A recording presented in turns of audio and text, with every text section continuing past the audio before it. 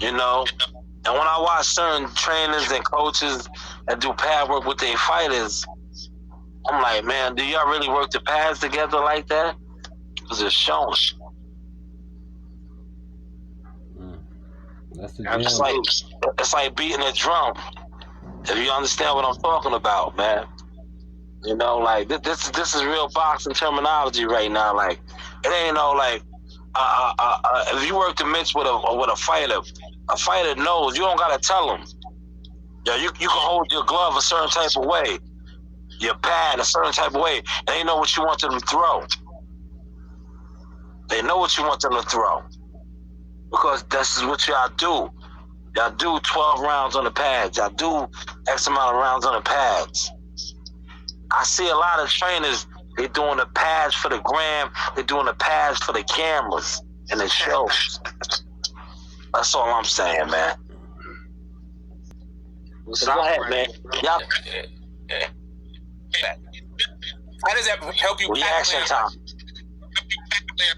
Yeah, reaction time. Reaction. Reflex. Yeah, but I mean, how's going hand over hand? Like, I mean, isn't there, you can get reaction and reflex from other things, not the speed bag, right? No, but you just asked about speed bag. I'm just telling you. Speed bag is reaction. Like, it's a cadence. You understand what I'm saying? Like, for military. That drum you was talking about. Yes, for military use. It's a cadence. You got listen.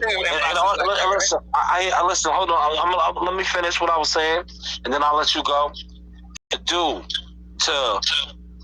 keep that rhythm with the speed bag. That's what the speed bag is for. Great exercise. Knowing your cadence. You understand? Now go ahead.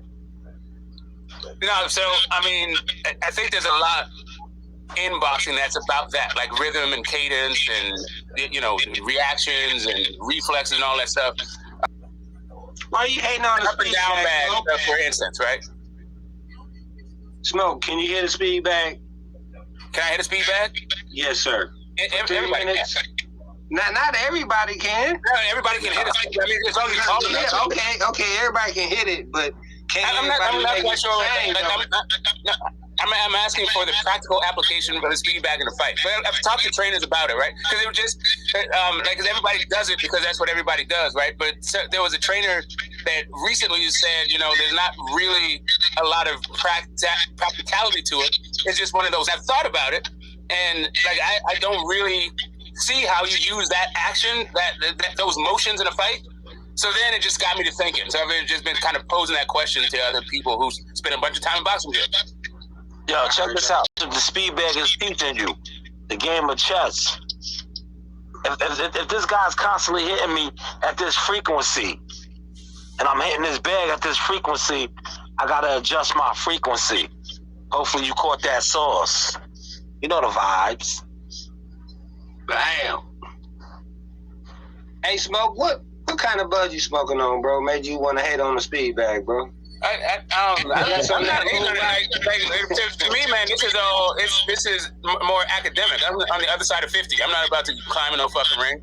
But like I was saying, I was talking to trainers that all of a sudden, like, out of nowhere, I've never heard anybody just the speed bag before. And they were just like, you know what? I don't train my fighters to do that shit, and I don't see any practical application for that for those mechanics. You're never going to punch anybody in the ring like that. And for your hand-eye coordination and your reflex and all this stuff. Andre. You know, all right, what about the Joe Calzaghe though? Ricardo Lopez too. They always got their one. Ricardo Lopez too. Calzaghe, yeah. Calzaghe, you know, he's questionable, bro. You don't like that Bolo punch? Hey man, hey, answer this then. Joe Calzaghe against Arthur Benavidez. Do he stand a shot? Between Arthur Benavidez and Calzaghe's a 168 guy though. Okay, well, what if they met in the middle though? Again, Benavidez. There's no middle. There's no middle. I mean, Benavidez got a 100% knockout rating. I mean, Kawasaki didn't have any fucking Hey, I power. just like to ask a He question. had a lot of heart. He had some fast hands and shit. That But smoke right there. I think Better Be's walking through all that shit. Like, Showtime. plus they're not even the same division. I don't know. That's kind of mean. Okay, well, what about Like Bibble? real mean. Bibble said that he'll go to 68. I mean, Yeah, I mean, Kawasaki versus Bebo at 168. I mean, it's easy to say, but apparently impossible to do. okay. I feel you. I'm just trying to rate them against history. That's all. But go ahead. Yeah, I mean, to me, it's like the 168 partner, but you have some killers that go through 168.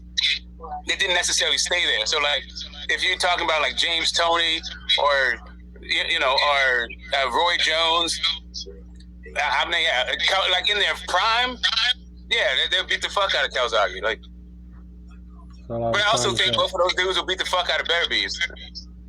Sugar Ray would have beat the shit out of Kawasaki. Sugar Ray Leonard? Yeah. I thought he might have been You talking gotta about Ray. You have to remember who he fought at a catchweight in Donnie the Blind Lanine. Yeah. I remember that. I think maybe like James. That's all it is. It's boxing, man. Shout out to him, though. He went down undefeated. He fought Bernard Hopkins when Bernard Hopkins was washed up. Why didn't he fight B-Hop when B-Hop was in his prime? And Roy Jones. He never got, he didn't ever get in there with Tony. Nah, he fought Roy Jones, but old as shit, too. None of them. That's how I said, like, it is what it is. It's the game. You got to respect it. That was it. Hey, bro, do you think Spence and Crawford is going to be announced before the month's out? Oh, why, D-Ray? Why? I certainly hope so. Sorry, bro. The torture. Not only do I hope so, but unlike you guys, I got Spence winning that on points. Okay. My bad, Combat. Oh, no, I'm just saying, why torture us with that? I just want to hear what he said if he thought the fight would be announced. Yeah, no, I'm hopeful, man. Hope springs eternal. And both guys, there's some wishful thinking going on with my answer, but there's also some practicality and some pragmatism, right? I think that I don't know that they're going to make that much money fighting other people. And it's it's a legacy-defining fight. Both of them represent the best guys they've ever faced. And yeah, I think it's a historical fight in terms of the stakes involved. Fucking why not? Yo, Smoke, I want to ask you this, right? Being undisputed with his credentials, you know what I'm saying? The skill isn't a credential, in my opinion. So what do you do? What do you do when you have 4 undisputed fighters? Like, how do you rate which one should be higher, 1 through 4? They all have the same accomplishment.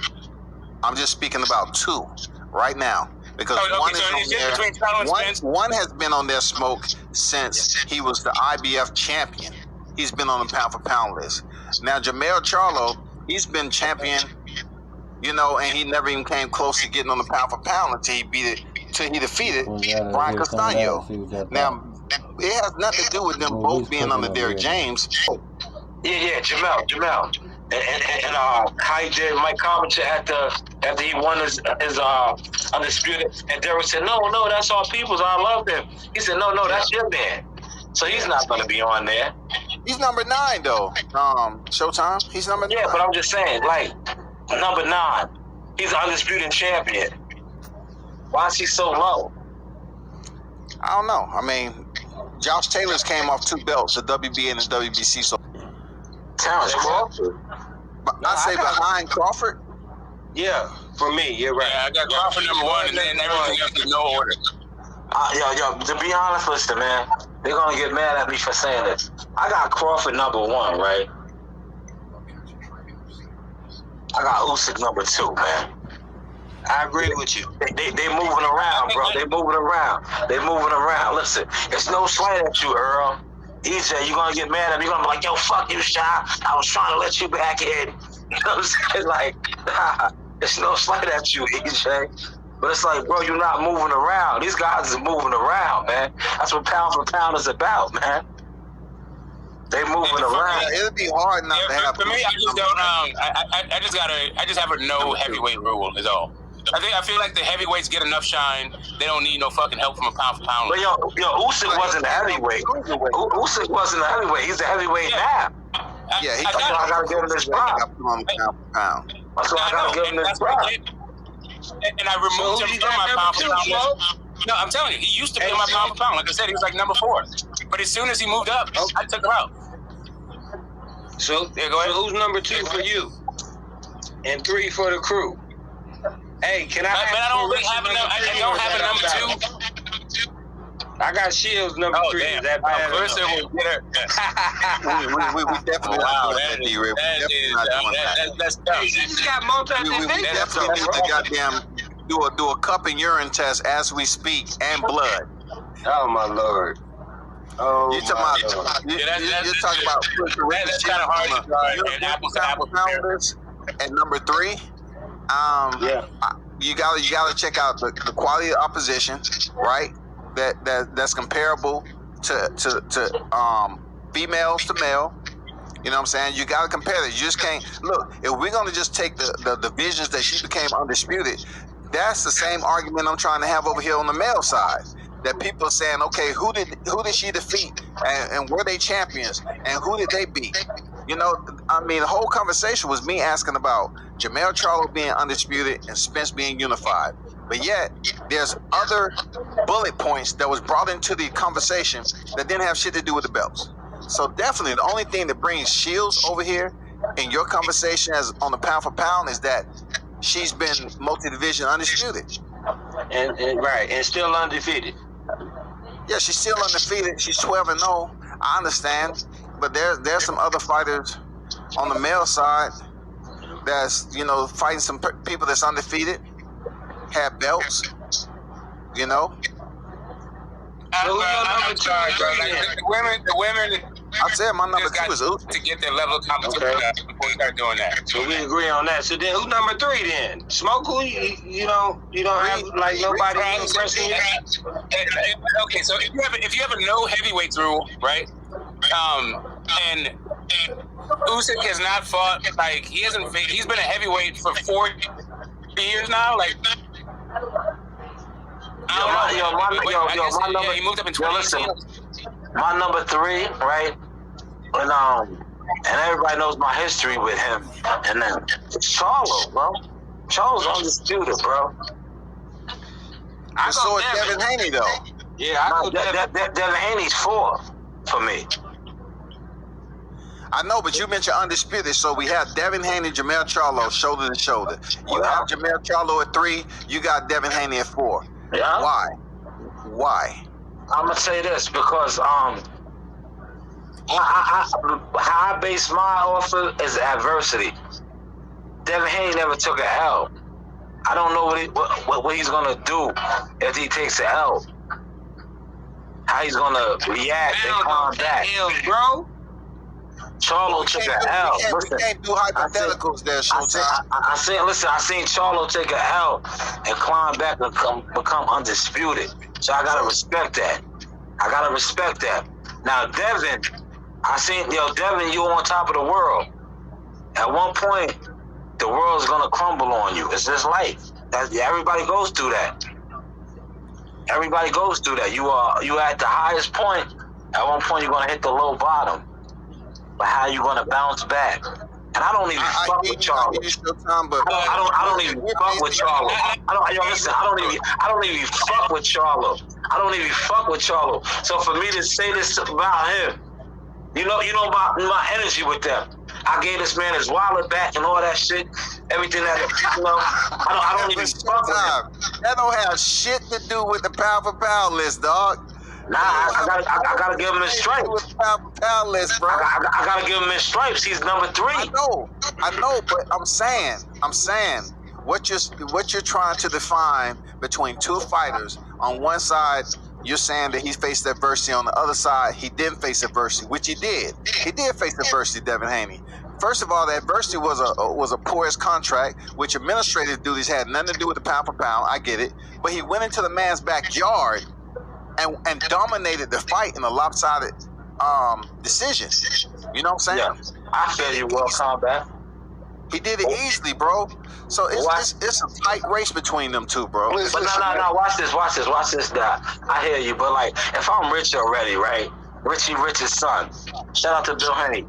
Devin Haney was good regardless if he lost. It ain't nothing happened. His grandmother, they heavy in the game. He's rich. He's wealthy already. What they got to do with boxing? No, listen to where I'm coming from. He ain't have to get it out the mud. So the deal that he took, it didn't really affect him. That he didn't get paid what he was worth, because he's rich already. I understand that, but I'm trying to see, like, you lined them up 3 and 4, and all I'm trying to find out, and for just general conversation, what is your criteria for that? Because it's no way, like, I'm gonna say, oh, he faced adversity, that's why he should be ahead of Devin, when I think Devin had adversity too by going in the straight. No, the criteria is right. I don't look at Gambosa as his equal. But I seen Charlo. I seen Charlo. I seen Charlo fight. Tony. Yeah. Come back and bounce back, and come back and get that. I seen Charlo beat Castano. I have to put Devin ahead of Jermell Charlo, bro. I hear you, but I can't put Devin ahead of him because, like, Devin still got to fight these guys, man. He beat Gambosa. Gambosa is Gambosa, man. He got to fight the Shakur, the Issa Cruz, the Tanks now. It's time now. You are the king. And no disrespect. All hail the king. Listen, I'm on it like Scar and the Lion King. All hail Mustafa. Devin Haney is Mustafa. But check this out. I'm looking at the common opponents. If we want to look at common opponents, Jason was stopped. J-Rock was stopped. He just had a very good night against Jared Hurd. And then you look at Devin Haney. Devin Haney fought an undefeated George Kambosos, who fought an undefeated Teofimo Lopez, all right, who unified against Vasil Lomachenko. You know what I'm saying? So I feel the track, as far as Devin Haney, the Kambosa Wall Street, and then the Teofimo. All right. He beat the man, dog. Yo, great argument. I'm wrong. I'll take it. Devin Haney's 3. Devin Haney's 3. I got Charlo's 4. So I got some nuance for that. I got some nuance for that. The guys at 35 are not mixing it up the way the guys at 154 are. Those dudes, like for real, there's a way better argument made for Charlo having cleaned out the division than Devin Haney. That's a fact. There you go. Talk about it. You're talking about cleaning out the division when the previous champion, Teofimo Lopez, is at 140. He lost to Kambosos. And then now he go over to Australia and defeat Kambosos, and we're just waiting on the rematch. So you don't know if Kambosos, what's going to happen after that. So what is the cleaning up have to do with it? Tony Harris is still a 54. Tony Harris is still a 54. It's more of a macro view of the divisions, right? Like these guys, like Tony Harris and the Brian Castano are still at 54, Smoke. I understand, but he went through those guys. What do you mean cleaning out the division? Come on, Smoke, go hard. I'm telling you, he fought those guys. So when I say cleaning out division, that means either a guy that you fought, like knocked them off so they weren't relevant, or you knocked them off yourself. So when those, so when you step in the ring, you have it. So when you have it, when the two best step in the ring to become undisputed, both guys have legitimate fucking credentials to say they are the best. Whereas really, what you're talking about with Kambosos is a transitive sort of thing. He beat the guy that beat the guy that beat the guy, but Kambosos didn't beat those guys. He only beat one guy. So did Jermell Charlo. Jermell Charlo beat the guy who beat the guy. No, Jermell Charlo beat Rosario. Yeah, he beat Tony Harrison. He beat J-Rock. He beat J-Hurd. I got it. I'm not saying that he also beat Was J-Rock. J-Hurd unified when he was defeated, or when he just had a single title? No, unified, I'm not. Right? Again, this is in comparison. Compared to the two guys, the two divisions, the guys at 154 have mixed it up with each other way more than the guys at 135. They have somewhat the similar scenarios that Smoke. What I'm saying. So let's go here. What is talking about Teofimo Lopez? J-Rock, who defeated Jay Hurd, and then you take Devin Haney, defeated Kambosos, who defeated Tio, who defeated Lomachenko. Right, but Hurd beat fucking Lara.